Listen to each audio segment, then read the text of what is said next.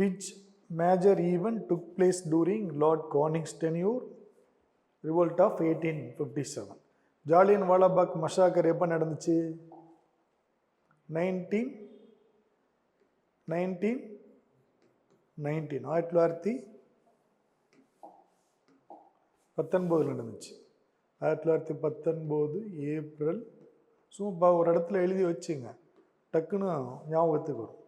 ஜாலியன் வாலாபாக் அதுலேயே அந்த இடத்துல எழுதுங்க ப்ராக்கெட்டில், ஏப்ரல் 13, 1919 ஜாலியன் வாலாபாக் மசாக்கர். வங்கப்பிரிவினை எப்போ நடந்துச்சு? 1905. இந்திய தேசிய காங்கிரஸ் எப்போ நடந்தது, உருவானது எப்போ? 1885. ஸோ அதனால் கானிங் பிரபு காலத்தில் எது நடந்துச்சு? சிப்பாய் கழகம். 1857 சிப்பாய் கழகம்.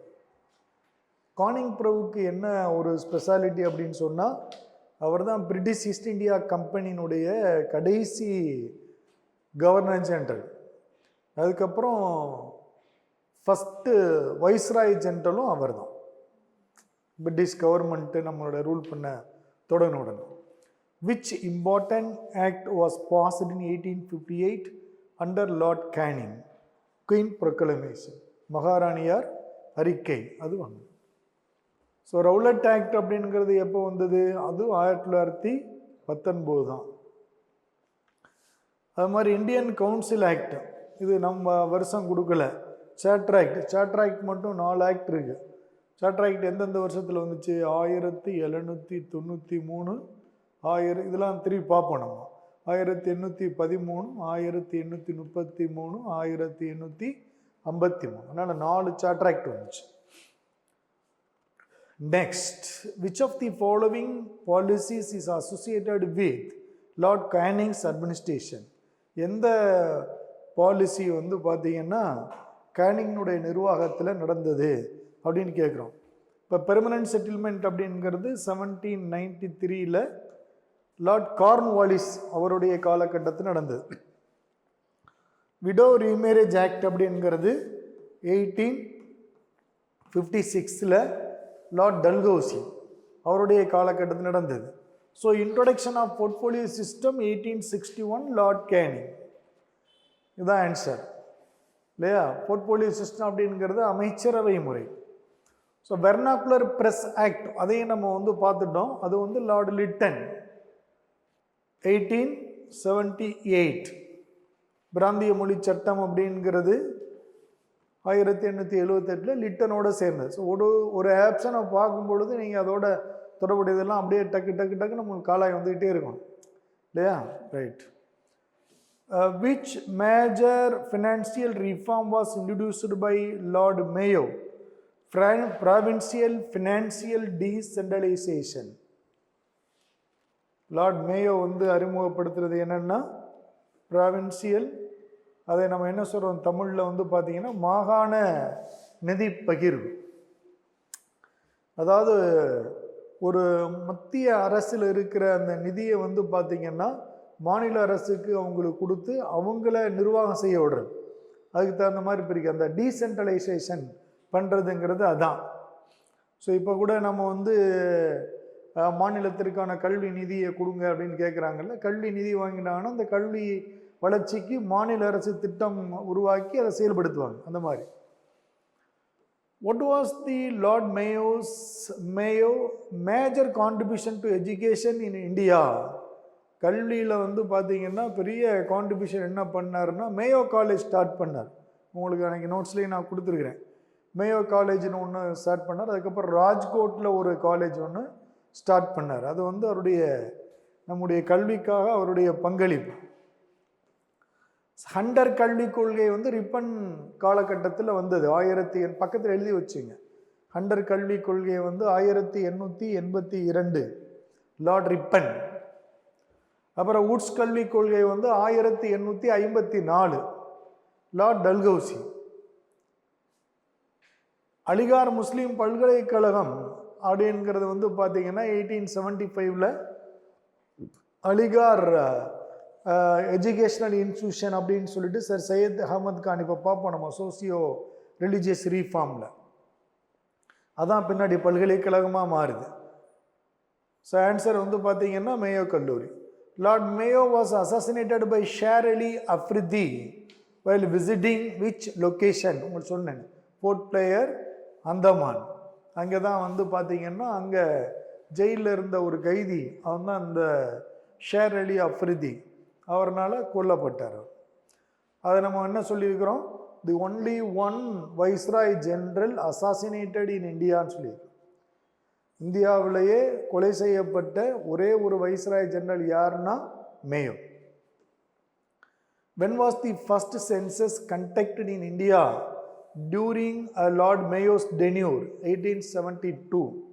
அதான் வந்து முதல் சென்சஸ். அப்புறம் 1881 அப்படிங்கிறது ஃபஸ்ட்டு சிஸ்டமேட்டிக் சென்சஸ் அப்படின்னு நம்ம வந்து சொல்கிறோம். லார்ட் ரிப்பன் காலகட்டத்திலிருந்து ஒரு சிஸ்டமேட்டிக் சென்சஸ், முறைப்படுத்தப்பட்ட ஒரு என்னது மக்கள் தொகை கணக்கெடுப்பு. அதுதான் அந்த 1881 இங்கே கொடுத்துருக்கேன். So which law restricting the freedom of the Indian press was passed during Lord Lytton's rule? Lytton பிரபு இருக்கிற பொழுது வந்து பத்திரிகைகளுடைய சுதந்திரத்தை கட்டுப்படுத்துவதற்கு என்ன சட்டம் கொண்டு வரப்பட்டுச்சுன்னா வெர்னாகுலர் ப்ரெஸ் ஆக்ட் 1878. ஆர்ம்ஸ் ஆக்டும் அதே வருஷம் கொண்டு வந்தது தான், அதுவும் ரிப்பன் தான். பட் ஆனால் அது வேற, இது வந்து பத்திரிகையில் கட்டுப்படுத்துவதற்கான சட்டம். What was the purpose of the arms act of 1878? அப்போ ஆயுத சட்டத்தினுடைய நோக்கம் என்ன அப்படின்னு பார்க்குறோம். To prevent Indians from keeping arms without a licence. இந்தியர்கள் வந்து உரிமை இல்லாமல் ஆயுதங்கள் வைத்திருந்தால் அதை தடுக்கிறதுக்காகத்தான் ஆர்ம்ஸ் ஆக்ட் வந்து கொண்டு வராங்க. Okay. What was the main event celebrated during Lord Lytton's tenure in 1877? Delhi Durbar and Queen Victoria's title as empress of India. Lytton என்ன பண்ணுறாருன்னா, விக்டோரியாவை இங்கே வந்து இந்தியாவுக்கு அழைச்சி, விக்டோரியா ராணி வந்து இங்கிலாந்துக்கு மட்டும் ராணி இல்லை, இந்தியாவுக்கும் ராணி அப்படின்னு டிக்ளேர் பண்ணி அதை செலிப்ரேட் பண்ணுறார் டெல்லியில். அதை டெல்லி தர்பார் அப்படின்னு சொல்கிறோம், ரைட்டா? அதான் அது. Which reform is Lord Ripon best known for? Repeal of the Vernacular Press Act. So vernacular press act கொண்டு வந்தோர் Lytton, partition of Bengal Curzon, doctrine of lapse Dalhousie.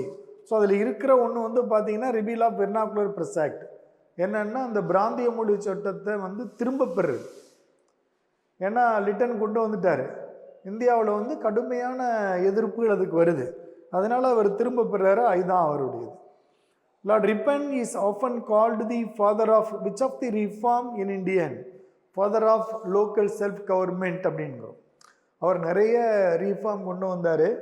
Hunter commission ஒரு காலகட்டத்தில் வந்தது. ஃபஸ்ட்டு ஃபேக்ட்ரி ஆக்ட் அவருடைய காலகட்டத்தில் வந்தது. அதுக்கப்புறம் வந்து பார்த்திங்கன்னா இல்பர்ட் மசோதா, அதில் அவர் வந்து கான்ட்ரிபியூட் பண்ணார். இப்படி நிறைய இது நடந்தால் கூட அவருடைய டென்யூரில் ரொம்ப அதிகமாக எதற்காக அவர் வந்து இன்னும் ரிப்பன் நினைவு கூறப்படுறார் அப்படின்னு சொன்னால் லோக்கல் செல்ஃப் கவர்மெண்ட், ரைட் இல்லையா? வந்து உள்ளாட்சி அமைப்பு முறைகளை வந்து அவர் இன்ட்ரடியூஸ் பண்ணார். What was the main purpose of the Ilbert bill? Ilbert பில்லுடைய நோக்கம் என்ன அப்படின்னு, to allow Indian judges to investigate Europeans, அதான் நோக்கம். ஆனால் வந்து இல்பர்ட் மசோதாவுக்கு என்ன ஆச்சு, எதிர்ப்பு வந்துருச்சு. அப்படி வரக்கூடாது அப்படின்னு சொல்லிட்டு இந்தியன்ஸ் வந்து யூரோப்பியனை விசாரிக்கக்கூடாது, தண்டனை கொடுக்கக்கூடாது. கடைசியில் அது இல்பர்ட் பில் கான்ட்ரவர்சியாகி ஃபைனலாக என்ன பண்ணாங்க, ஒரு ஜூரியை கொண்டு வந்தாங்க, ஜூரியை வந்து அமைச்சிட்டாங்க. Okay. Which major educational reform was introduced during Lord Ripon's tenure? Hunter commission, ரைட்டா? எஜுகேஷனுக்கு வந்து ஹண்டர் கமிஷன் எல்லாமே இருக்கிற எல்லாமே வந்து இது மூணு வந்து எஜுகேஷன் சம்மந்தப்பட்டதான். உட்ஸ்டஸ் பேட்ச் வந்து எஜுகேஷன், மெக்காலே மினிட்டும் எஜுகேஷன் தான். சார்ட்டர் ஆக்ட் 1813 எஜுகேஷன் சம்மந்தமாக ஒரு பாயிண்ட் இருக்குது, நான் உங்களுக்கு சொன்னேன். 1 lakh. அது நம்ம இது கான்ஸ்டியூஷனல் டெவலப்மெண்ட்டில் பார்ப்போம். ஸோ ஹண்டர் கமிஷன் தான் ரிப்பன் பீரியடில் வந்தது. In India the first factory act passed in the year of முதல் தொழிற்சாலை சட்டம் 1891. இரண்டாவது தொழிற்சாலை சட்டம் எப்போ வந்துச்சு? இது முதல் தொழிற்சாலை சட்டம் 1881, இரண்டாவது தொழிற்சாலை சட்டம் 1891. ஓகே. ஸோ நம்ம வந்து லார்டு ஹார்டிஞ்ச் வரை பார்த்துருக்கோம்னு நினைக்கிறேன். இதுவரை பார்த்தோம் ஹார்டிஞ்ச். இப்போ வந்து லார்ட் செம்ஸ்ஃபோர்டு அப்படிங்கிற அவருடைய டென்யூர் வந்து பார்க்குறோம். ரொம்ப முக்கியமான ஒரு கவர்னர் ஜெனரலாக இருக்கார். ஏன்னா மிகப்பெரிய மாற்றங்கள் தோன்றிய ஒரு காலம். என்ன காரணம்னா மகாத்மா காந்தி வந்து இப்போ இந்தியா வந்துட்டார். மகாத்மா காந்தி எப்போ இந்தியா வந்தார்? 1915 ஜனவரி 9, 1915 ஜனவரி 9 மகாத்மா காந்தி வந்து சவுத் ஆப்பிரிக்காவிலேருந்து இந்தியா வந்தார். ஸோ வந்துட்டு வந்து பார்த்தீங்கன்னா குஜராத்தில் சபர்மதி அப்படிங்கிற இடத்துல, சபர்மதிங்கிறது ஒரு நதியினுடைய பேர், அந்த சபர்மதி நதியினுடைய கரையில் ஒரு ஆசிரமத்தை உருவாக்கிக்கிட்டு அங்கே இருக்கிறார். இருந்து இந்தியாவினுடைய அரசியல் போக்குகளை வந்து அவர் உள்வாங்கிக்கிட்டு இருக்கிறார். எப்படி இருக்குங்கிறத பற்றி ஒரு அனலைஸ் பண்ணுறார், ஒரு ஆய்வுக்கு உட்படுத்துகிறார். என்ன பண்ணணும் இந்தியாவுக்கு வந்து என்ன மாதிரி, அதாவது ஒரு தலைவர் அவர். அதாவது எப்போவுமே வந்து தலைவர்களுக்கு வந்து தன்னுடைய வாழ்க்கையை வந்து பொதுநலன் நோக்கி அவங்க அர்ப்பணிப்பாங்க. சுயநலம் உள்ளவர்கள் தன்னுடைய வளர்ச்சி, தன்னுடைய குடும்பம் அப்படின்னு பார்ப்பாங்க. தலைவர்கள், உண்மையான தலைவர்கள் வந்து பார்த்திங்கன்னா பொதுநலத்தையே சிந்திக்கக்கூடியவர்கள். அதனால் மகாத்மா காந்தி வந்து பார்த்திங்கன்னா சபர்மதி நதியினுடைய கரையில் ஆசிரமத்தை உருவாக்கி இந்திய அரசியல் சூழலை, சமூக சூழலை, பொருளாதார சூழலை ஒரு ஆய்வுக்கு உட்படுத்திட்டு இருக்கிறார். தான் என்ன செய்யணும் அப்படிங்கிறத பற்றி அவர் யோசிச்சுட்டு இருக்கிறார். அதுக்காக மகாத்மா காந்தி வந்து ஒரு ஆல் இண்டியா டூர் கண்டக்ட் பண்ணுறார். இந்தியா முழுக்க ஒரு பயணம் மேற்கொள்கிறார். எல்லா மாகாணங்களுக்கும் போய் அந்த மக்களுடைய மனநிலையை வந்து அவர் அறிந்து கொள்ள விரும்புகிறார். அப்படி போகிறார். மகாத்மா காந்தி வந்து பார்த்தீங்கன்னா the second leader or second man to conduct all India tour after Surendranath Banerjee அப்படின்னு சொல்லுவோம்.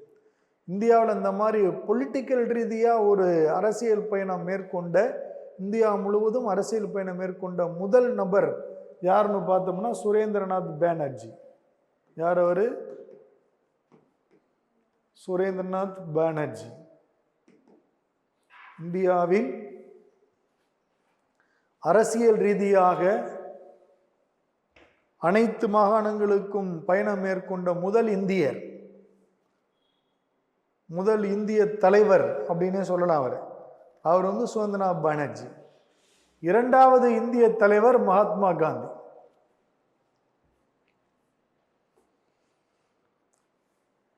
மகாத்மா காந்தி வந்த உடனே இந்திய அரசியல் சூழல், இந்திய விடுதலை போராட்டத்திற்கான அந்த போக்கு வந்து மாற ஆரம்பிச்சிச்சு.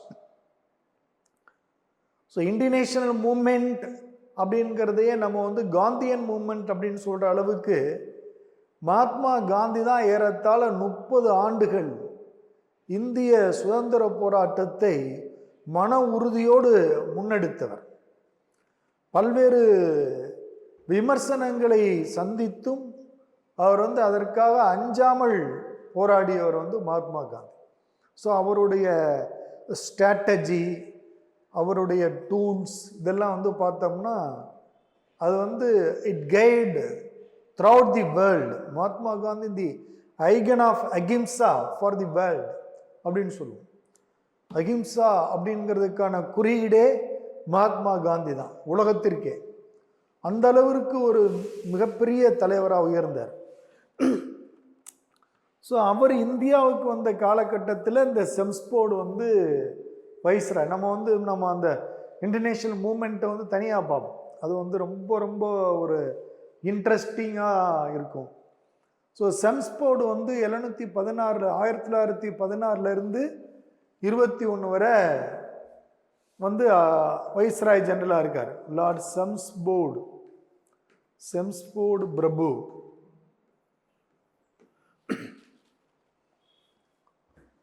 ஸோ இப்போல்லாம் வந்து பார்த்தீங்கன்னா இவங்களுக்குன்னு தனிப்பட்டது அப்படின்ற வரலாறு இல்லாமல் சுதந்திர போராட்டத்தில் இந்திய தேசிய இயக்கத்தில் என்ன நிகழ்ந்தது உங்களுடைய காலகட்டத்தில் அப்படிங்கிறது மாதிரி தான் இதில் வந்து போகும். நம்முடைய நோட்ஸ் வந்து பார்த்தீங்கன்னா கேள்விகளும் அப்படித்தான் இருக்கும். செம்ஸ்போர்டை பொறுத்தளவில் நம்ம தெரிஞ்சுக்கிற வேண்டியது என்னென்னா, அவர் ஒரு ஆக்டை இன்ட்ரடியூஸ் பண்ணார் 1919 வந்து பார்த்தீங்கன்னா. இவர் காலகட்டத்தில் தான் ரவுலட் ஆக்ட் வருது. ரவுலட் சட்டம் செம்ஸ்போர்டு காலகட்டத்தில் 1919 ரவுலட் சட்டம் அமுல்படுத்தப்படுது. ரவுலட் சட்டத்தை வந்து நம்ம இந்தியன்ஸ் என்ன சொல்றாங்கன்னா பிளாக் ஆக்ட் அப்படிங்கிறாங்க, கருப்பு சட்டம். பிளாக் ஆக்ட் அப்படின்னு சொல்றாங்க ரவுலட் ஆக்ட். ஏன் இந்த கருப்பு சட்டம் அப்படின்னு சொன்னாங்கன்னா, the British Indian government can arrest anyone without warrant, no bail இல்லையா, no enquiries, only jail, no bail. இப்போ வந்து இந்தியர்களை யாரை வேணாலும் எந்த வாரண்ட் இல்லாமல் நம்ம வந்து அரெஸ்ட் பண்ண முடியும், அவங்கள ஜெயிலில் போட முடியும், அவங்களுக்கு பெயில் கிடையாது. இதுதான் ரவுலட் சட்டம். இதான் இவர் இருக்கையில் தான் கொண்டு வராங்க 1919. அதுக்கப்புறம் இவர் இருக்கையில் இன்னொரு சட்டம் என்ன அப்படின்னா 1919 இந்தியன் கவுன்சில் ஆக்ட்.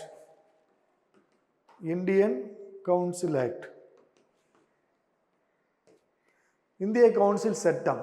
இதுக்கு இன்னொரு பேர் என்னன்னா மான்ஃபோர்ட் ரீஃபார்ம்ஸ் அப்படிங்கிறோம். மான்ஃபோர்ட் ரீஃபார்ம், மான்ஃபோர்டு சீர்திருத்தம் அப்படின்றோம். மாண்டேகு செம்ஸ்போர்டு சீர்திருத்தம் அப்படின்னு கூட சொல்லலாம்.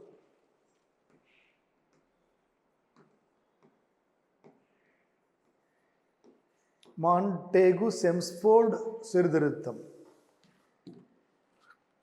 இந்த சட்டத்தை பற்றி நமக்கு வந்து அடிக்கடி கொஸ்டின் கேட்பாங்க. 1919 வந்த சட்டம் என்ன அப்படின்னு கூட கேட்கலாம்.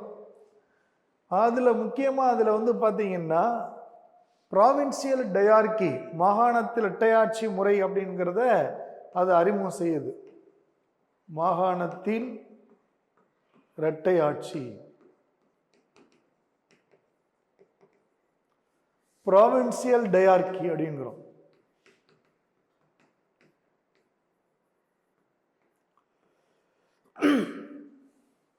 ப்ராவின்சியல் டயார்கி, மாகாணத்தில் இரட்டையாட்சி முறை அப்படின்னு.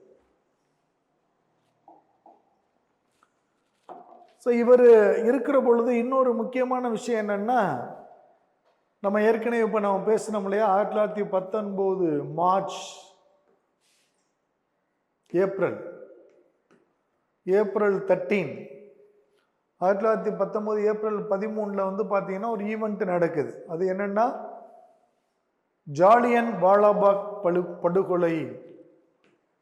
ஜாலியன் வாலாபாக். ஏன்னா ஒன்னொன்னும் கேள்வி ஆகிறதுக்கு வாய்ப்பு இருக்கு. ஜாலியன் வாலாபாக் மசாகர் அப்படின்னு நம்ம சொல்றோம். அதை வந்துட்டு ஜாலியன் வாலாபாக் மசாகர்,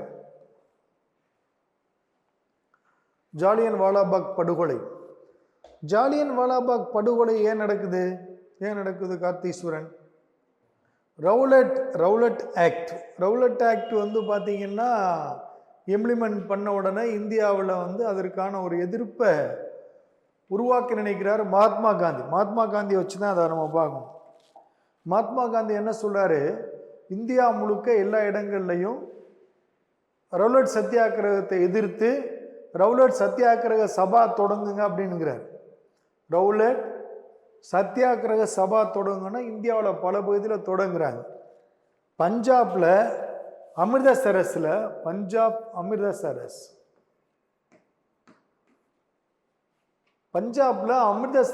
வந்து பார்த்தீங்கன்னா டாக்டர் சத்யபால் டாக்டர் சைபுதீன் கிச்லு,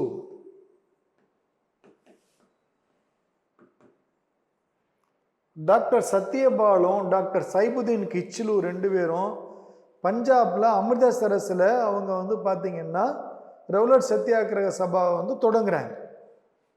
இவங்க ரெண்டு பேரையும் வந்து பிரிட்டிஷ் வந்து அரெஸ்ட் பண்ணுது. பிரிட்டிஷ் இந்தியன் கவர்மெண்ட் வந்து டாக்டர் சத்யபாலையும் சைபுதீன் கிச்லையும் அரெஸ்ட் பண்ணுது. அரெஸ்ட் பண்ண உடனே பஞ்சாபில் இருக்கிற மக்கள் வந்து அமிர்தசரஸில் ஜாலியன் வாலாபாக் அப்படிங்கிற ஒரு இடத்துல, ஜாலியன் வாலாபாக் அது வந்து ஒரு ஸ்கொயர், ஒரு சதுக்கம். அது ஜாலியன் வாலாபாக் அப்படிங்கிறது ஒரு சதுக்கம், ஸ்கொயர். இந்த ஜாலியன் வாலாபாக் அப்படிங்கிற இடத்துல வந்து ஒன்றாக கூடுறாங்க. நிறைய மக்கள், ஆண்கள், பெண்கள், குழந்தைகள் எல்லாரும் ஒன்றாக கூடுறாங்க. அந்த கூடுற நாள் தான் இப்போ நம்ம வந்து பார்த்தா ஏப்ரல் 13 1919. இந்த நாள் வந்து பார்த்தீங்கன்னா பஞ்சாபில் அறுவடை நாளாக கொண்டாடப்படுறது. அறுவடை நாள், அறுவடை நாள். அதை வந்து நம்ம அவங்க இதில் வந்து பைசாகி டே அப்படிங்கிறோம். பைசாகி டே, பைசாகி. ஏப்ரல் 13 அப்படிங்கிறது அறுவடை நாளாக, அறுவடை திருநாளாக கொண்டாடப்படுறது பஞ்சாபில். அதை வந்து அவங்களுடைய லாங்குவேஜில் வந்து பைசாகி டே அப்படிங்கிறாங்க. அப்போ அந்த நாளில் எல்லாரும் ஒரு ஜாலியன் வாலாபாக் அந்த இடத்துல கூடுறாங்க. கூடுற பொழுது அங்கே வந்து பஞ்சாபில் இப்போ வந்து 2 டயர் இருக்கிறான். ஒருத்தன் வந்து மைக்கேல் ஓ டயர், மைக்கேல் ஓ டயர். இன்னொருத்தன் வந்து பார்த்தீங்கன்னா general tyre.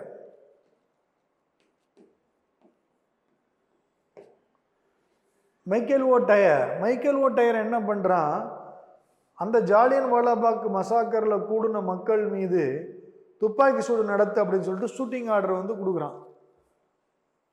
Michael O'Dwyer passed the order for shooting. துப்பாக்கி சூடு நடத்த அனுமதி கொடுக்குறவன் வந்து மைக்கேல் ஓ டயர். துப்பாக்கி சூடு நடத்துறவன் பார்த்தீங்கன்னா ஜெனரல் டயர். துப்பாக்கி சூடு நடத்துறவன் ஜெனரல் டயர். எங்கே? ஜாலியன் வாலாபாக் மசாக்கரில். அங்கே வந்து மக்கள் எல்லாம் கூடி வந்து பார்த்தீங்கன்னா ஒரு 8 வயசு பையன், அவன் பேர் வந்து உத்தம் சிங். உத்தம் சிங்னு ஒரு 8 வயசு குழந்தை. அவன் வந்து மேடையில் ஏறி வந்தே மாதரம் பாடலை பாடுறான். வந்தே மாதரம் பாடலை பாடுறான் மேடையில் ஏறி.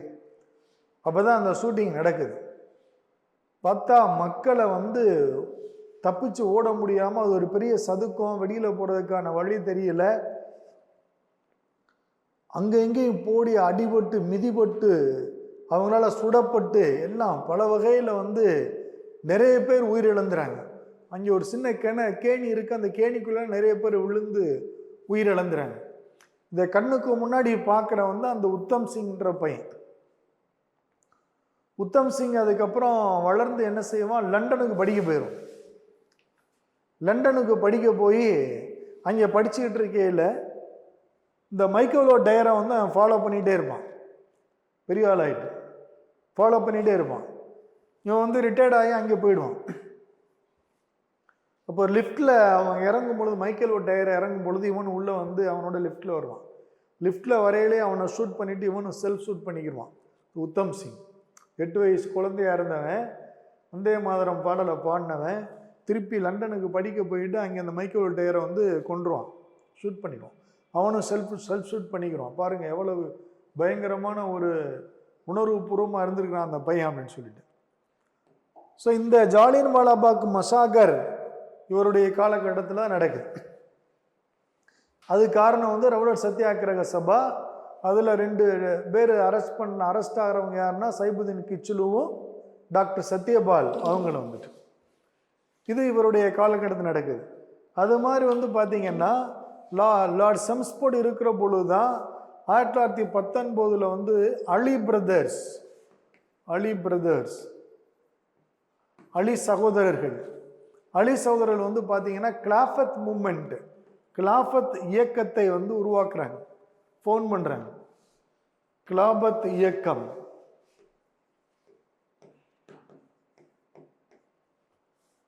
கிலாஃபத் இயக்கத்தை நடத்துகிறாங்க. இப்போ என்னென்னா 1918 1918 the end of first world war, முதல் உலக போர் முடிவுக்கு வந்தது. எண்ட் ஆஃப்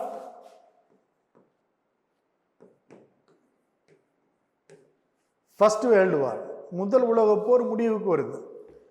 அப்போ இந்த முதல் உலக போர் முடிவுக்கு வரும் பொழுது என்னென்னா, பிரிட்டன் என்ன சொல்லியிருக்காங்கன்னு சொன்னால், முஸ்லீம்களுடைய ஆட்சி நடக்கிற ஒரு இந்தியாவிலேயே வந்து பார்த்திங்கன்னா இஸ்லாமினுடைய தலைமை இடமாக போற்றப்படுவது துருக்கி.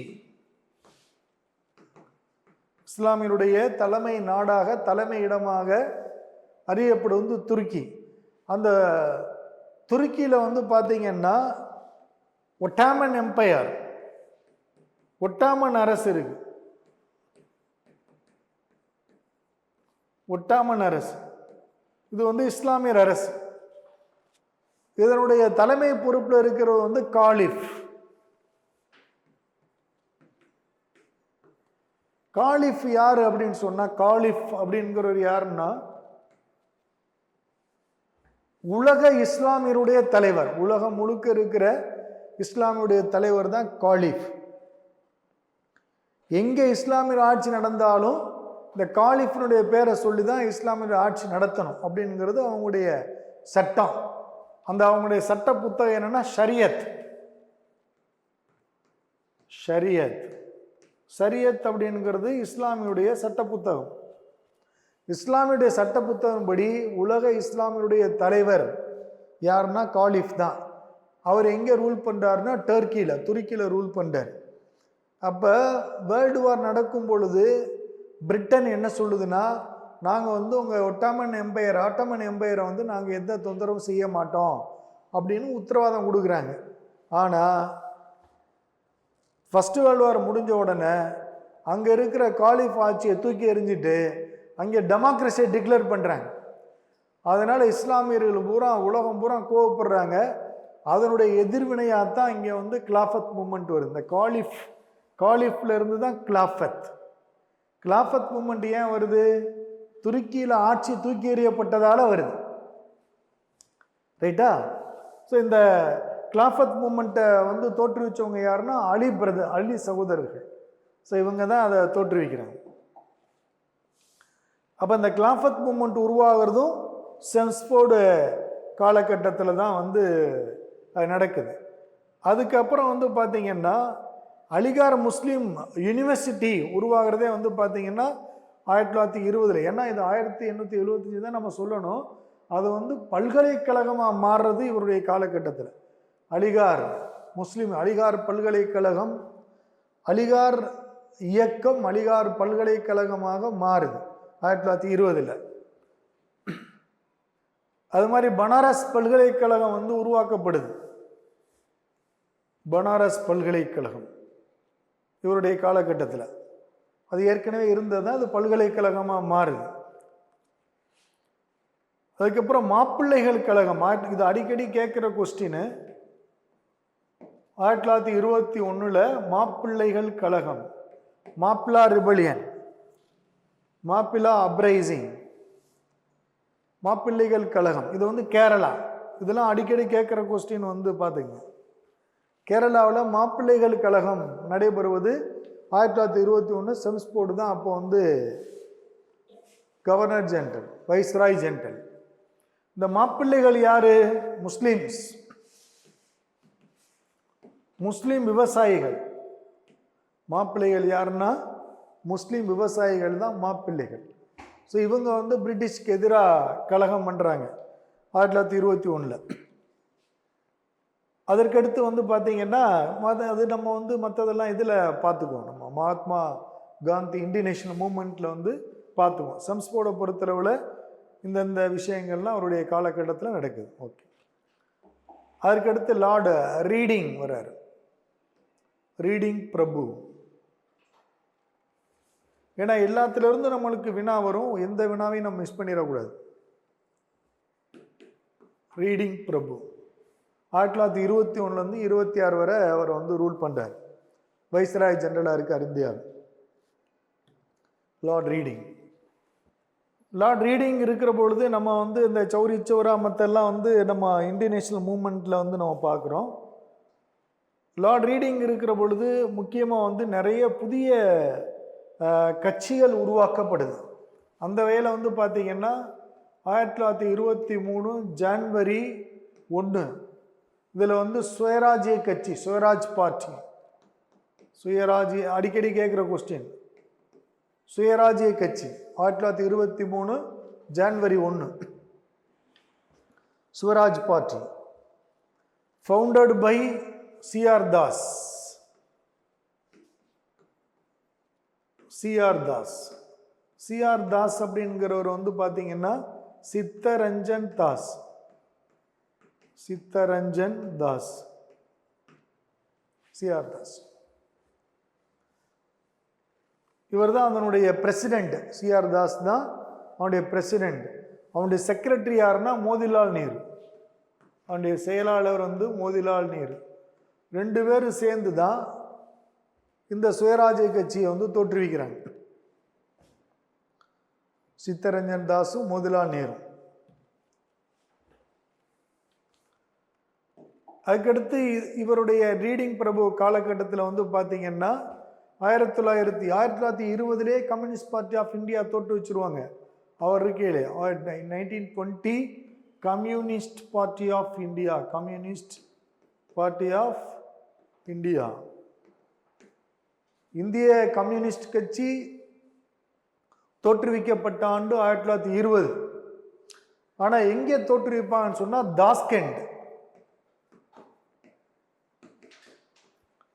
தாஸ்கண்டில் வந்து தோற்றுவிப்பாங்க 1920. யார் தோற்றுவிப்பா அப்படின்னா எம்என் ராய். வேறு அவசியம் எழுதி வச்சுக்கோங்க, M N Roy.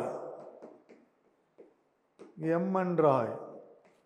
M N Roy was the founder of Communist Party of India in the year of 1920 at Tashkent.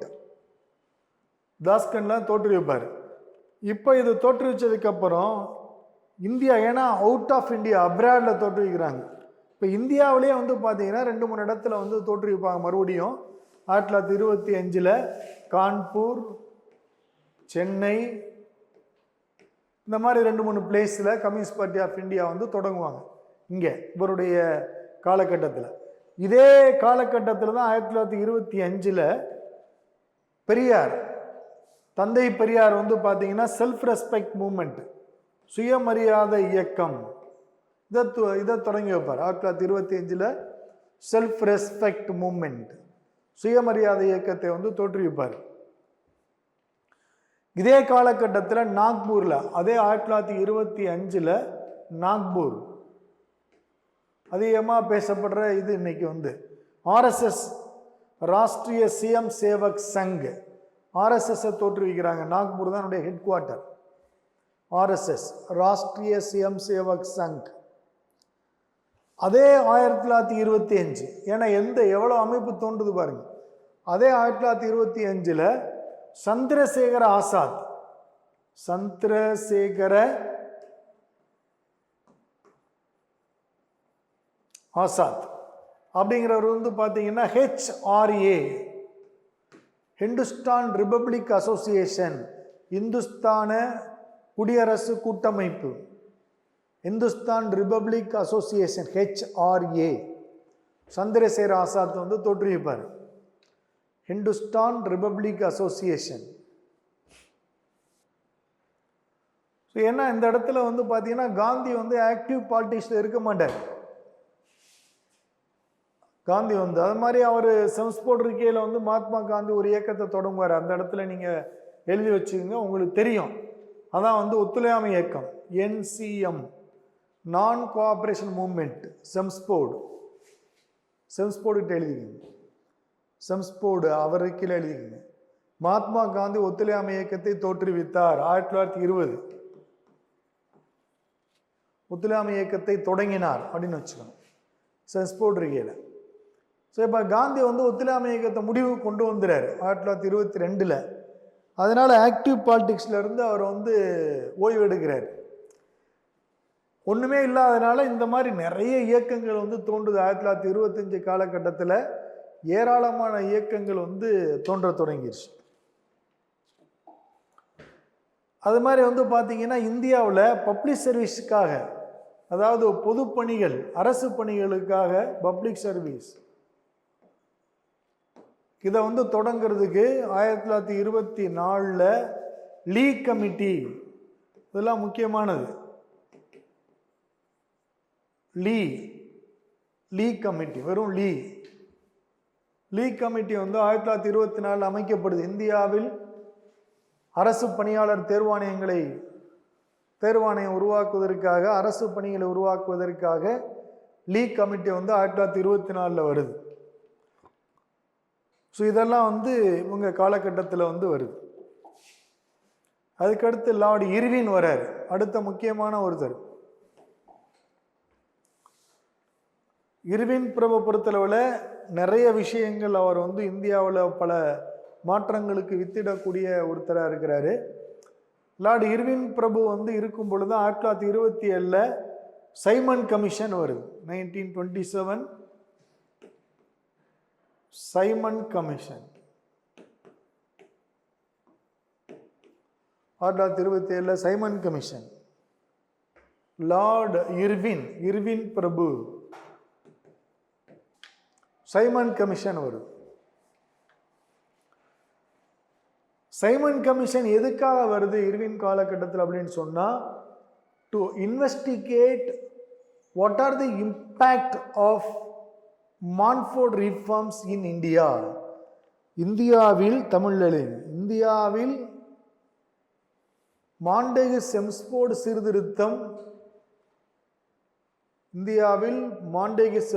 சீர்திருத்தம் எவ்வாறு செயல்படுகிறது என்பதனை ஆய்வு செய்வதற்காக வந்த குழு தான் சைமன் குழு. அதே 1927 இன்னொரு குழு வருது. அதே 1927 Butler committee, Butler BUTTLER Butler committee, Butler குழு, தமிழ்ல வந்து பட்லர் குழு, அதுவும் வருது. அதனால 1927 பார்த்தோம்னா 2 குழு வருது. ஒன்று சைமன் குழு, இன்னொன்று வந்து பட்லர் குழு. சைமன் குழு வந்து பார்த்தீங்கன்னா investigate the how Montfort reforms impact in Indian people India அப்படிங்கிறது. இந்த பட்லர் கமிட்டி எதுக்காக வருதுன்னா, to investigate the centre state relationship. இது வந்து பார்த்தீங்கன்னா மத்திய மாகாணங்களுக்கிடையே, மத்திய அரசுக்கும் மாகாண அரசுகளுக்கும் இடையே உள்ள உறவுகளை ஆராய்வதற்காக வருது. To investigate centre state relationship, அதுக்காக வருது பட்லர் குழு. மத்திய அரசுக்கும் மாகாண அரசுகளுக்கும் இடையே உள்ள உறவு நிலையை ஆய்வு செய்வதற்காக வருது. அதுக்கப்புறம் இவர் இருக்கிற பொழுது வந்து பார்த்தீங்கன்னா 1929 ஒரு ஆக்ட் வருது. அது வந்து சாரதா ஆக்ட்னு வச்சிருப்பாங்க. சர்தா ஆக்ட், தமிழ்ல வந்து சாரதா சட்டம் அப்படின்னு சொல்லுவாங்க. இந்த சாரதா சட்டம் அப்படிங்கிறது என்னன்னா, to fix the marriage age of girls, பெண்களின் திருமண வயதை நிர்ணயிக்கிறதுக்காக வருது. பெண்களின் திருமண வயதை வந்து பார்த்தீங்கன்னா இது வந்து 12 14 மாத்துது. ஆண்களுக்கான திருமண வயதை 18 மாத்துது. Sarda act, it raised the marriage age of girls from 12 to 14. பெண்களுடைய திருமண வயதை வந்து 12 14 உயர்த்துது. ஆண்களின் திருமண வயதை 18 ஃபிக்ஸ் பண்ணுது. இதான் வந்து சாரதா ஆக்ட், சாரதா சட்டம். அதை டிக்ளேர் பண்றவர் வந்து பார்த்தீங்கன்னா லார்ட் இர்வின். அதற்கடுத்து இவருடைய காலகட்டத்தில் இந்தியாவில் உப்பு சத்தியாகிரக போராட்டம் தொடங்குது. உப்பு சத்தியாகிரகம் போராட்டம் 1930. Salt satyagraha or civil disobedience movement, CDM, சட்ட மறுப்பு இயக்கம், சட்ட மறுப்பு இயக்கம். 1930 சட்ட மறுப்பு இயக்கம் அல்லது உப்பு சத்தியாகிரகம் தொடங்குகின்ற பொழுது, மகாத்மா காந்தி தொடங்குகின்ற பொழுது இந்தியாவுடைய வைஸ்ராய் ஜெனரலாக இருந்தவர் லார்ட் இர்வின் அப்படின்னு சொல்லுவோம். அதே மாதிரி வந்து பார்த்தீங்கன்னா 1930 முதல் வட்டமேசை மாநாடு, ஃபர்ஸ்ட் ரவுண்ட் டேபிள் கான்ஃபரன்ஸ், முதல் வட்டமேசை மாநாடு நடக்கிற பொழுது இவர் தான் viceroy general. 1930 first round table conference,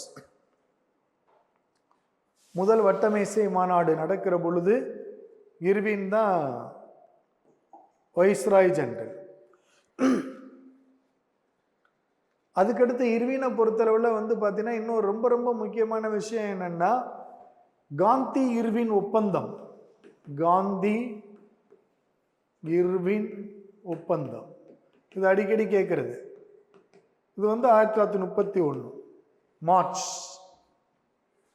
1931 Gandhi Irwin ஒப்பந்தம்.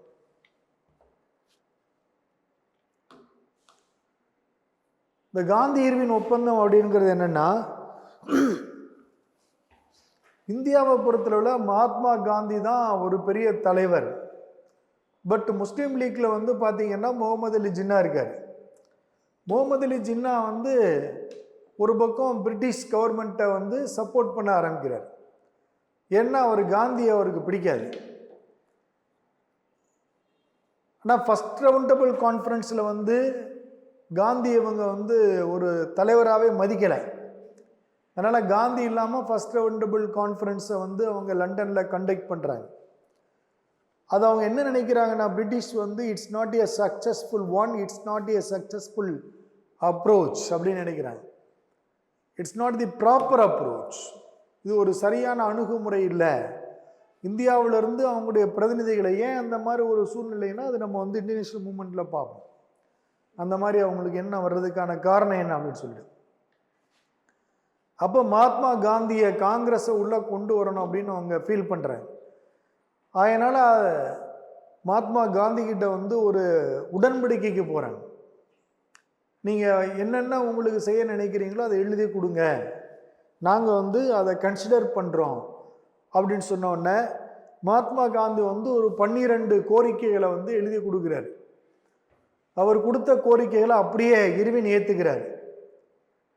இது பூரா நாங்கள் நிறைவேற்றோம் அப்படின்னு சொல்லிட்டு, அதுதான் காந்தி இர்வின் உடன்படிக்கை. காந்தி இர்வின் உடன்படிக்கைங்கிறது மகாத்மா காந்தியினுடைய கோரிக்கைகளை வந்து பிரிட்டிஷ் வந்து ஏற்றுக்கிறது தான் காந்தி இர்வின் உடன்படிக்கை அப்படின்னு சொல்கிறோம். ஸோ இந்த உடன்படிக்கை இதுக்கப்புறம் நம்ம இன்டர்நேஷனல் மூவ்மெண்ட்டில் அதை பார்ப்போம். இவர் காந்தி இர்வின் உடன்படிக்கை இர்வின் காலகட்டத்தில் நடக்குது. ஓகே, அடுத்தவர் பார்ப்போம். அதுக்கடுத்தவர் வந்து பார்த்தீங்கன்னா லார்டு வெலிங்டன், தமிழில் வந்து வெலிங்டன் பிரபு அப்படின்னு சொல்கிறோம். இர்வினை தொடர்ந்து வெலிங்டன் பிரபு வந்துறாரு. வெலிங்டன் பிரபு வரும்பொழுது பார்த்தீங்கன்னா ஒரு முக்கியமான, அடிக்கடி நம்மளுக்கு கேட்குற கொஸ்டின் தான், கம்யூனிவல் அவார்டு, வகுப்பு வாரி உடன்படிக்கை, வகுப்பு வாரி தீர்மானம், வகுப்பு வாரி ஒதுக்கீடு கூட சொல்லலாம். தமிழில் வந்து வகுப்பு வாரி ஒதுக்கீடு கொடுக்கப்பட்டுச்சு. அதை வந்து என்னென்ன இங்கிலீஷில் கம்யூனல் அவார்டு அப்படின்னு சொல்கிறோம். கம்யூனல் அவார்டு 1932 1932 வகுப்பு வாரி ஒதுக்கீடு கொடுக்குறோம். ஏற்கனவே வந்து பார்த்தீங்கன்னா வகுப்பு வாரி ஒதுக்கீடு நீங்கள் எப்படி நம்ம பார்க்கணும்னு சொன்னால், ஏற்கனவே 1909 மின்டோ மார்லி ரீஃபார்ம் வருது. மின்டோ மார்லி ரீஃபார்மில் செப்பரேட் எலெக்டரேட் டு முஸ்லீம்ஸ், முஸ்லீம்களுக்கு தனி தேர்தல் தொகுதி அப்படின்னு வந்து நம்ம வந்து கொடுத்துருப்போம். அதாவது பிரிட்டிஷ் கவர்மெண்ட், அதாவது இஸ்லாமியர்களுக்கு தனி தேர்தல் தொகுதி அப்படிங்கிற உடன்படிக்கையை ஏற்படுத்தியிருப்பாங்க. அந்த சட்டம் வந்து அதற்கான ஆவணம் செய்யும். இப்போ இந்த கம்யூனிவல் அவார்டு அப்படிங்கிறது என்னென்னா, 5 பிரிவினருக்கு அந்த மாதிரி ஒரு ஒதுக்கீடை கொடுக்குது, வகுப்பு வாரி ஒதுக்கீடு. முஸ்லீம்கள், தாழ்த்தப்பட்டவர்கள், ஆங்கிலோ இந்தியன்ஸ், சீக்ஸ், இந்த மாதிரி 5 பிரிவினருக்கு வந்து ஒதுக்கீடு கொடுக்குது. அதான் அந்த கமிட்டி. இதை கொண்டு வருவர் வந்து பார்த்தீங்கன்னா ராம்சே மெக்டொனால்டு. இதை கொண்டு வருவர் அப்போ பிரைம் மினிஸ்டராக இருக்கிற வந்து பார்த்தீங்கன்னா ராம்சே மெக்டொனால்டு. Ramsay McDonald. இது அதனால வந்து MacDonald award, Ramsay MacDonald award அப்படின்னு கூட இதை வந்து கேட்பாங்க 1932. ஸோ இதை வந்து காந்தி எதிர்க்கிறார். மகாத்மா காந்தி வந்து இதை எதிர்க்கிறார். ஏன்னா நீ வந்து ஏற்கனவே முஸ்லீம்களுக்கு தனி தேர்தல் தொகுதி கொடுத்து எங்களை வந்து நீ வந்து பிரிக்க நினைச்சிங்க. இப்போ வந்து பார்த்தா தாழ்த்தப்பட்ட மக்கள், சீக்கியர்கள், ஆங்கிலோ இந்தியர்கள் எல்லாரும் கொடுத்து எல்லாரையும் இந்தியா வந்து பிரித்து ரொம்ப நீங்கள் பிரித்தாள பார்க்குறீங்க அப்படின்னு சொல்லிட்டு மகாத்மா காந்தி எதிர்க்கிறாரு. பட் அம்பேத்கர் வந்து என்ன செய்கிறாரு, நான் வந்து இந்த மெக்டொனால்டு அவார்டை வந்து ஆதரிக்கிறேன்கிறார். நான் ஆதரிக்கிறேன் அப்படின்னு சொல்கிறார். அப்போ இதில் வந்து 2 பேருக்கும் கான்ட்ரோவர்சி வந்துடுது. அதனால் மகாத்மா காந்தி என்ன செய்கிறாரு, எரவாடா ஜெயிலில் இருக்கார். அவர் எரவாடா ஜெயில், சிறை.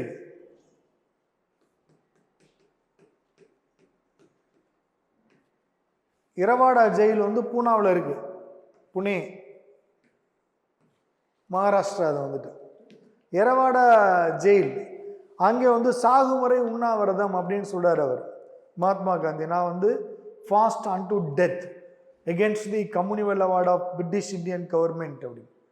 இந்த வகுப்புவாரி ஒதுக்கீடு அப்படிங்கிற எதிர்த்து நான் சாகுமுறை உண்ணாவிரதம் இருக்கிறேன் அப்படின்னு மகாத்மா காந்தி சொல்றார். அப்போ எல்லா தலைவர்களும் போய் அம்பேத்கர்கிட்ட போய் பேசுகிறாங்க. இந்த மாதிரி மகாத்மா காந்தி இல்லைன்னா நம்ம வந்து we can't carry on the Indian movement and our freedom struggle. அதனால் நீங்கள் வந்து கொஞ்சம் அவரோட ஒரு உடன்படிக்கை வரணும் அப்படின்னு சொல்லிட்டு அம்பேத்கர்கிட்ட போய் இவங்க தலைவர்கள்லாம் இந்தியாவுடைய தலைவர்கள்லாம் பேசுகிறாங்க. இப்போ பேசினதுக்கப்புறம் 2 பேருக்கு ஒரு உடன்படிக்கை ஏற்படுது. அதுதான் வந்து பூனா பேக்ட் 1932, பூனா உடன்படிக்கை. பூனா உடன்படிக்கை யாருக்கு இடையில ஏற்பட்டுச்சுன்னா மகாத்மா காந்திக்கும் அம்பேத்கருக்கு இடையில.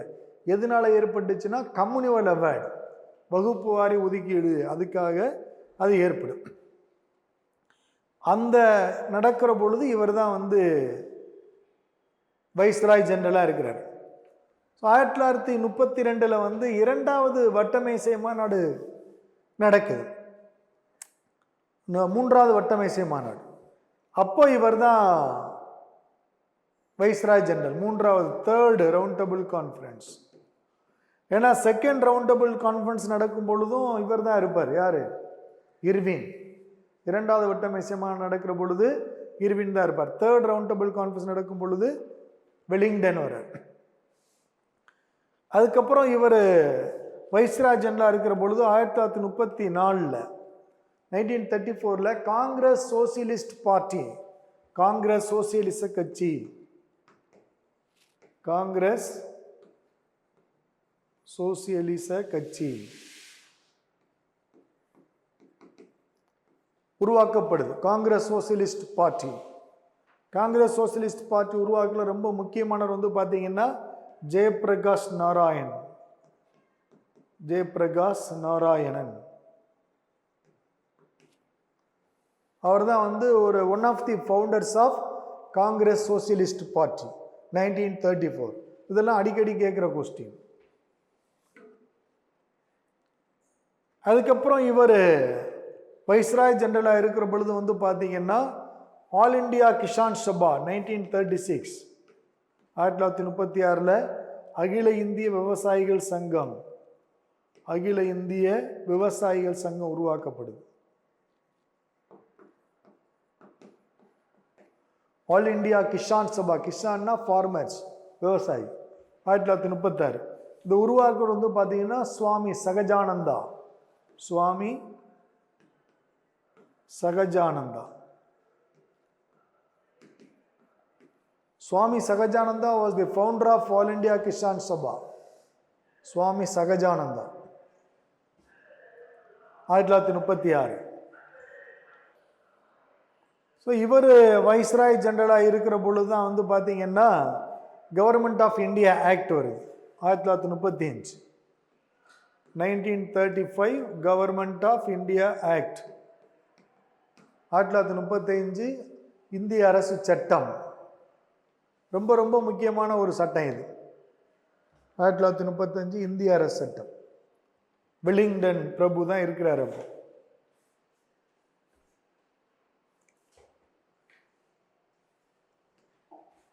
இதெல்லாம் அவருடைய காலகட்டத்தில் முக்கியமானது.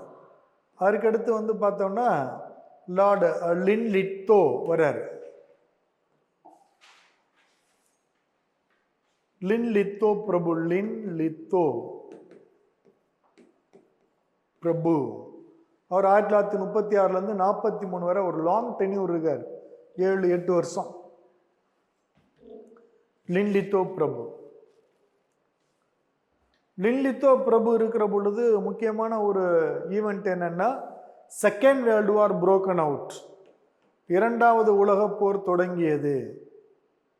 Second world war broken out. இரண்டாம் உலகப் போர் தொடங்கியது 1939. இவர் காலகட்டத்தில் 1939 இரண்டாம் உலகப் போர் தொடங்கியது. அது மாதிரி இவர் காலகட்டத்தில் தான் 1937 இந்தியாவில் வந்து ஒரு பொது தேர்தல் நடக்குது. 1937 ஜெனரல் எலெக்ஷன், பொது தேர்தல். பொது தேர்தல் நடக்குது. இந்த பொது தேர்தல் நடக்கிற பொழுது 7 மாகாணங்களில் காங்கிரஸ் ஜெயிக்குது. காங்கிரஸ் 2 மாகாணங்களில் காங்கிரஸ் கொலூஷன் கவர்மெண்ட். மொத்தம் 9 மாகாணங்களில் 1937 பொது தேர்தலில் 7 மாகாணங்களில் காங்கிரஸ் நேரடியாக அமைச்சரவை அமைக்குது. 2 மாகாணங்களில் காங்கிரஸினுடைய கூட்டணி ஆட்சி அமைக்குது. Coalition government. Based on 1937 general election India.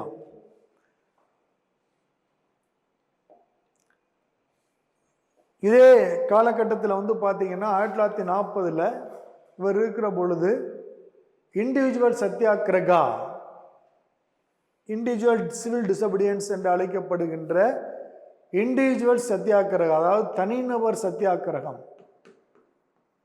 அப்படிங்கிறத காந்தி தொடங்குறார். தனிநபர் சத்தியாகிரகம். இதில் வந்து பார்த்தீங்கன்னா ஃபர்ஸ்ட் இண்டிவிஜுவல் சத்தியாகிரகி யாருன்னா ஆச்சாரியா வினோபா பவே. இதெல்லாம் கேட்டுக்கிற கொஸ்டின் தான். இந்தியாவில் வந்து முதல் தனிநபர் சத்தியாகிரகி, ஃபர்ஸ்ட் இண்டிவிஜுவல் சத்தியாகிரகி ஆச்சாரியா வினோபா பவே. இவர் தன்னுடைய முதல் தனிநபர் சத்தியாகிரகத்தை வந்து எங்கே தொடங்கினார்னா மகாராஷ்டிரா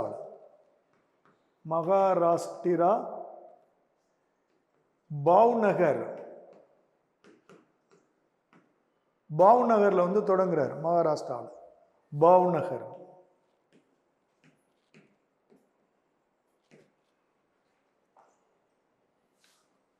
ஆச்சாரிய வினோபா பவே. இந்தியாவில் 2வது தனிநபர் சத்தியாகிரகி யாருன்னா ஜவஹர்லால் நேருஜி. ஜவஹர்லால் நேரு இந்தியாவின் 2வது தனிநபர் சத்தியாகிரகி. The second man of the second individual satyagrahi of India Jawaharlal Nehru. 2வது தனிநபர் சத்தியாகிரகி.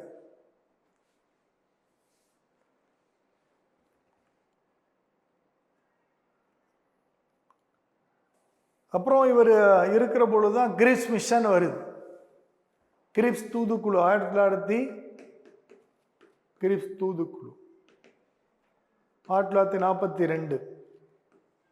கிரிப்ஸ் தூதுக்குழு வந்து இவருடைய காலகட்டத்தில் தான் வருது.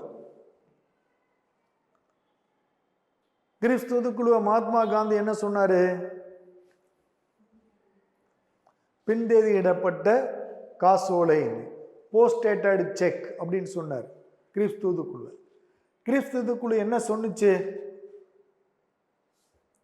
கிரீப்ஸ் தூதுக்குழு என்ன அதனுடைய அப்ஜெக்டிவ் என்னன்னு பார்த்தா, இரண்டாவது உலகப்போர் முடிந்த உடனே உங்களுக்கு நாங்கள் டொமினியன் ஸ்டேட்டஸ் கொடுத்துருவோம் அப்படின்னு சொல்லிட்டு கிரிப்ஸ் தூதுக்குழு சொல்லுது இந்தியர்களுக்கு. என்ன சொல்லுது கார்த்தீஸ்வரன்? டொமினியன் ஸ்டேட்டஸ் கொடுத்துருவோம் அப்படின்னு சொல்லுது. ரைட்டா? ஆனால் மகாத்மா காந்தி என்ன சொல்கிறாரு, நீ எப்போ ரெண்டாவது உலகப்போர் முடிக்கிறது, எப்போ எங்களுக்கு டொமினியன் ஸ்டேட்டஸ் கொடுக்கறது? ஏன்னா டொமினியன் ஸ்டேட்டஸ் தருவோம் அப்படிங்கிறத எப்போல்லாம் சொல்லிட்டு இருக்கிறாங்கன்னா 1917 சொல்கிறான். பிரிட்டிஷ் 1917 தொடர்ச்சியாக சொல்கிறான் டொமினியன் ஸ்டேட்டஸ் கொடுக்க போகிறோம் கொடுக்க போகிறோம் கொடுக்க போகிறோம்.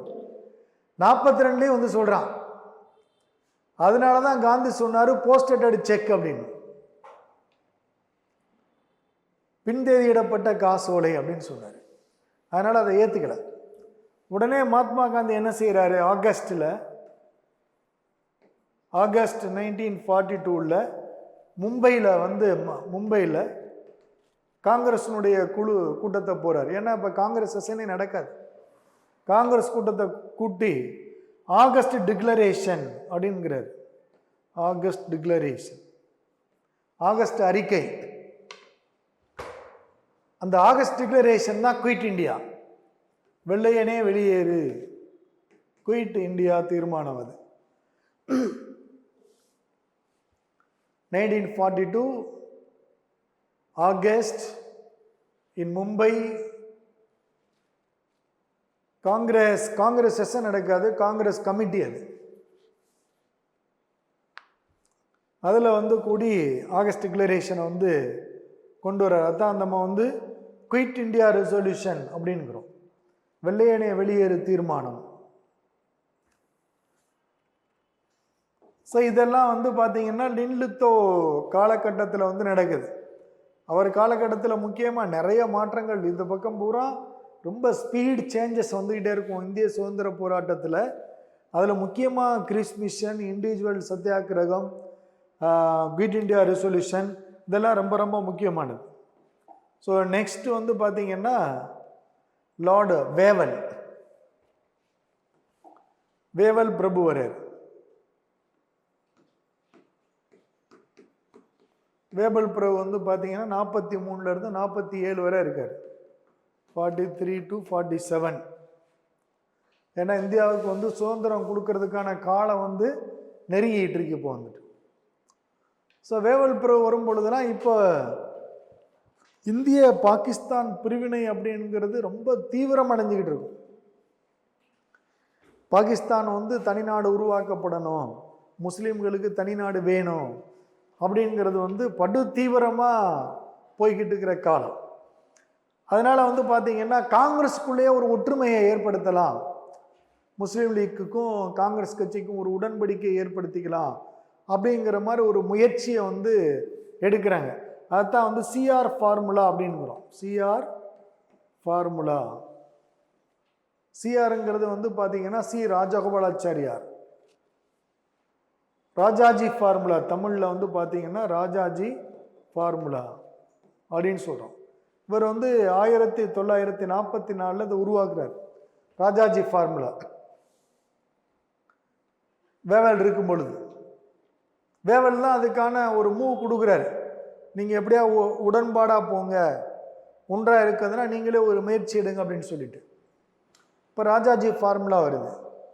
ராஜாஜி ஃபார்முலா ஜின்னா ரிஜெக்ட் பண்ணுறார். ஜின்னா ரிஜெக்டட் ராஜாஜி ஃபார்முலா அப்படின்னு சொல்லிட்டு அது தோல்வியில் முடியுது, ஃபெயிலியர். Rajaji formula failure. சரி, இது காந்தி உருவாக்குறாரு. காந்தி உருவாக்கி ராஜாஜி மூலமாக அது இது பண்ணுறாரு. சரி, காந்தி வேணாம் ராஜாஜி வேணாம், ஏன்னா ஜின்னாவுக்கு காந்தியை பிடிக்கல, அதனால ராஜாஜி ஃபார்முலாவை ரிஜெக்ட் பண்ணார். சரி, ஜின்னாவை வேணாம், இப்போ வேற 2 பேர் அந்த முயற்சி உருவாக்கலாம் சொல்லிட்டு அதே 1944 லியாகத் தேசாய் உடன்படிக்கை, லியாகத் தேசாய் உடன்படிக்கை. லியாகத் யாருன்னா லியாகத் அலிகான். அவர் வந்து பாகிஸ்தான். தேசாய் யாருன்னா புலாபாய் தேசாய். இவங்க 2 பேருக்கும் சேர்ந்து நீங்கள் ஒரு காமனாக ஒரு உடன்படிக்கை கொண்டு வாங்க அப்படின்னு சொல்லிட்டு. ஸோ இதுவும் வந்து ஃபெயிலியர் ஆகிடுது. இதையும் ஜின்னா வந்து ரிஜெக்ட் பண்ணுறாரு. இதெல்லாம் நான் ஏற்றுக்கிற முடியாது அப்படின்னு சொல்லிட்டார். இதுவும் ஃபெயிலியர் ஆகுது. ஸோ அதுக்கப்புறம் லார்டு வேவல் என்ன பண்ணுறாரு, சரி நீங்கள் 2 பேரும்னா சரி வராது அப்படின்னு சொல்லிட்டு நானே அந்த முயற்சி எடுக்கிறேன்னு சொல்லிட்டு 1945 ஷிம்லாவில் ஒரு கான்ஃபரன்ஸ் நடத்துறாரு. அதான் வந்து சிம்லா கான்ஃபரன்ஸ், சிம்லா மாநாடு அப்படின்னு சொல்கிறோம். சிம்லா கான்ஃபரன்ஸ் முஸ்லீம் லீக்கையும் காங்கிரஸையும் ஒன்றா இணைச்சு நடத்துகிறார். வேவல் என்ன பண்ணார், he try to unified India. India ஒன்றா வைக்கிறதுக்கான முயற்சி அவங்க எடுக்கிறாங்க. ஆனால் இதெல்லாம் வந்து பார்த்தீங்கன்னா ஒரு ஃபார்மல் அப்ரோச் தான். அதாவது பிரிட்டிஷ் வந்து பார்த்தீங்கன்னா இந்துக்களையும் முஸ்லீம்களையும் நாங்கள் இணைக்கிறோம் அப்படிங்கிறது வந்து என்னென்னா, ஏன்னா இந்த பிரிவினையை தொடங்கினதே அவன் தானே. இந்தியா 2 10 100 கூட உடையட்டும், அதனால அவன் சந்தோஷப்படுவான். ஆனால் என்னென்னா சும்மா ஒரு ஃபார்மாலிட்டிக்கு. இப்போ சில பேர் பார்த்தீங்கன்னா கெடுதல் பண்ணுறவங்க நிறைய பேர் இருப்பானுங்க. அவங்க 2 பேரும் வந்து மனசுக்குள்ளே 2 பேர் சண்டை பண்ணான்னு வச்சிங்களேன், ரொம்ப ஹேப்பி ஆயிரும். ஹேப்பி ஆகி நல்லா அவன் அடிச்சு விட்டு சாப்பிட்டோம்னா நினைப்பாங்க. ஆனால் ஏப்பா ஏப்பா அடிச்சுக்கிறீங்க, ஒற்றுமையாக இருங்கப்பா அப்படின்னு சொல்லிட்டு சும்மா வெளியில் வச்சு பேசுவான் இல்லையா. பார்த்தீங்கன்னா அவங்களுக்கு தெரியும் இவன் வந்து உண்மையிலேயே அவன் சொல்லலை இல்லையா அப்படின்னு.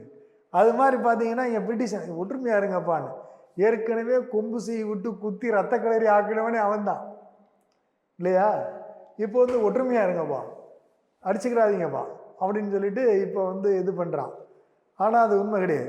ஸோ வேவல் பிளான் சொல்கிறோம். இதை வந்து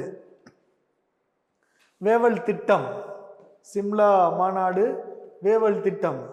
இங்கே வந்து ஜின்னா எல்லாரையும் கூப்பிட்டு வச்சு சிம்லா கான்ஃபரன்ஸ் நடத்துகிறாரு. ஜின்னா வந்து பார்த்தீங்கன்னா பாதியிலே வெளியில் வந்துடுவார். நீ இந்த ஒற்றுமையாக இருக்கிற இந்த பேசுகிற வேலையை வேண்டாம் அப்படின்னு பாதியிலேயே பாய்காட் பண்ணிட்டு வெளியில் வந்துடுவார். ஸோ வேவல் பிளான், வேவல் திட்டம், சிம்லா மாநாடு வந்து என்னது, ஃபெயிலியர். ஏன்னா ஒரு யூனிஃபைடு பாகிஸ்தானை உருவாக்குறதுக்கு வந்து இந்த முயற்சி வந்து தோல்வியில் முடியுது. அதுக்கடுத்து வந்து பார்த்தீங்கன்னா 1946 கேபினட் மிஷன் பிளான் அங்கேருந்து வரும். கேபினட் மிஷன் பிளான் இது வந்து அமைச்சரவை தூதுக்குழு அப்படின்னு சொல்கிறோம் தமிழில். வந்து அமைச்சரவை தூதுக்குழு 1946 cabinet mission plan. Cabinet mission plan அப்படிங்கிறது என்ன அப்படின்னா, நாங்கள் இந்தியாவுக்கு வந்து சுதந்திரம் கொடுக்க போகிறோம், அதனால் நீங்கள் இந்த சுதந்திரத்தை பெறுவதற்காக ஒரு இடைக்கால அரசாங்கத்தை நீங்கள் உருவாக்குங்க அப்படிங்கிற அந்த மெசேஜை கொடுக்கறது தான் அமைச்சரவை தூதுக்குழுவினுடைய மேஜர் அப்ஜெக்டிவ். நாங்கள் வந்து இந்தியாவுக்கு சுதந்திரம் கொடுக்க போகிறோம் அப்படின்னு சொல்லிட்டு, அதனால் நீங்கள் ஒரு ஒரு இடைக்கால அரசாங்கத்தை ஏற்படுத்துங்க. இடைக்கால அரசாங்கத்தை ஏற்படுத்தி அரசமைப்பு குழுவை உருவாக்கணும், நீங்களே உருவாக்கணும். அரசமைப்பு குழுவின் மூலமாக ஒரு இந்திய அரசியலமைப்பை நீங்கள் கொண்டு வாங்க, நாங்கள் சுதந்திரத்தை கொடுத்துட்டு போகிறோம் அப்படிங்கிறதுக்கான இதோட வர்றது தான் cabinet mission plan 1946.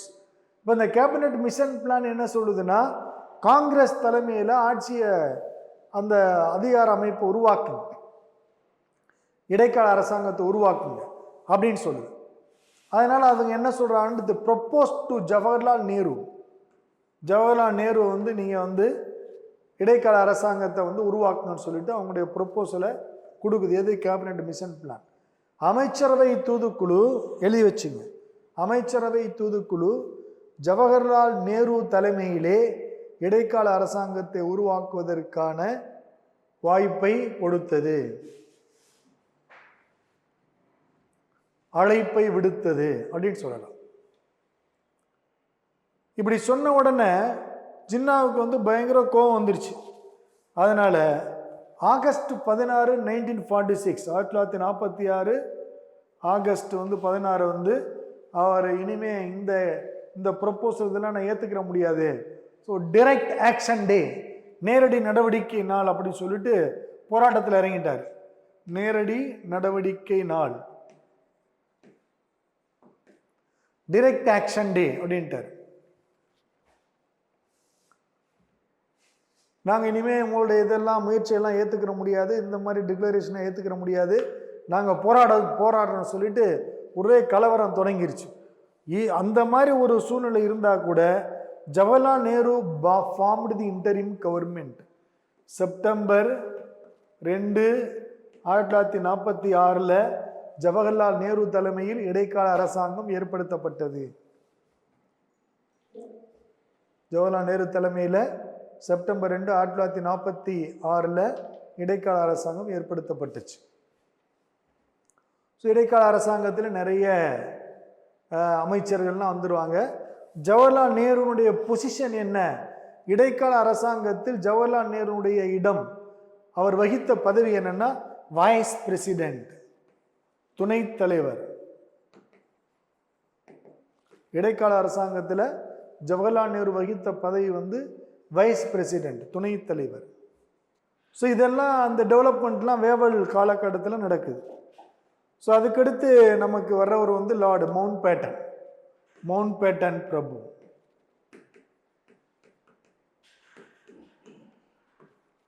Mount pattern பிரபு வர்றார் இந்தியாவுக்கு.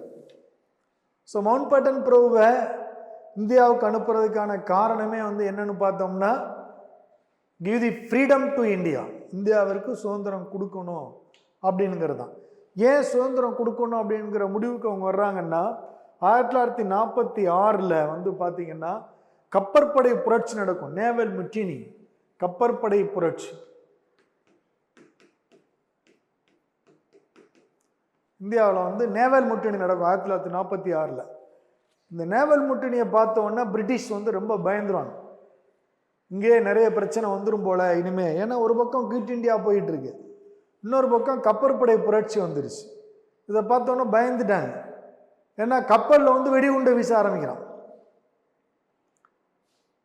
அப்போ இங்கேருந்து பிரிட்டிஷ் போகணும்னா கப்பலில் தான் போகணும், இருக்கிறவங்க பூரா கிளம்பி போகணும்னா. இதுவே பிரச்சனை ஆகிடும்னு சொன்ன உடனே தான் இப்போ மவுண்ட் பேட்டன் அமைக்கிறேன், நீ போய் என்ன செய்வியோ ஏது செய்வியோ, நீ வந்து சுதந்திரத்தை கொடு அப்படிங்கிறது மாதிரி அவங்கள சொல்லி அனுப்புகிறாங்க. அதுக்கு முன்னாடியே வந்து பார்த்தீங்கன்னா கிளமெண்ட்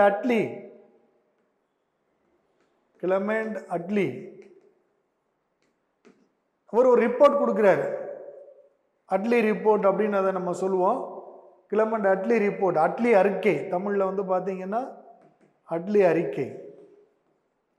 இந்த அறிக்கையின்படி அவர் என்ன சொல்வார்னா, இந்தியாவிற்கு 1948 ஜூன் மாதம்,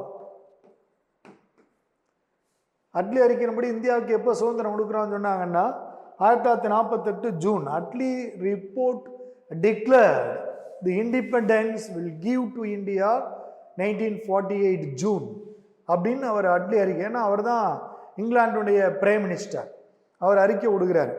ஆனால் மவுண்ட் பேட்டன் பிரபுகிட்ட வந்து சொல்லிட்டாங்க, அட்லி அறிக்கையெல்லாம் தூக்கி அந்த பக்கம் போட்டுரு, நீ போய் சுச்சுவேஷன் தகுந்த மாதிரி இந்தியாவை 2ஆக பிரித்து சுதந்திரத்தை நீ கொடுத்துட்டு வந்துடு அப்படின்னு சொல்லுவாங்க. அப்புறம் தான் மவுண்ட் பேட்டன் அந்த அசைன்மெண்ட்டோட தான் வருவார் இந்தியாவுக்கு. வந்தவுடனே அவர் கையில் பெரிய அளவுக்கு வந்து வாய்ப்புலாம் இருக்காது. அவர் ராட்க்ளிஃப்னு ஒருத்தரை கூப்பிடுவார், ராட்க்ளிஃப் பிரபு,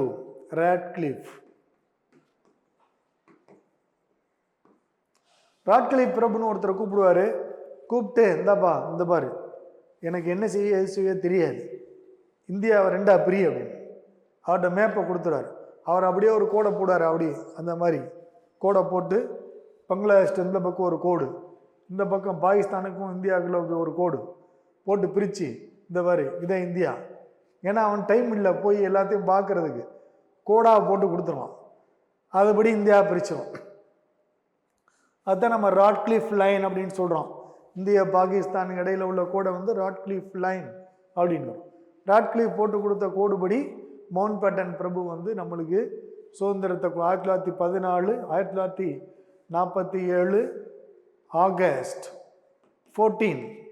ஆகஸ்ட் 14 வந்து பாகிஸ்தான் சுதந்திரம், 15 அந்த இரவில் வந்து இந்தியாவுக்கு சுதந்திரம். 2 நாட்டுக்கு ஒரே இதில் கொடுத்துட்டு போயிடும். இதுதான் வந்து இவங்களுடைய governor general, viceroy general road. அடுத்த வகுப்பில் வந்து நம்ம மற்றது பார்ப்போம். Okay, thank you.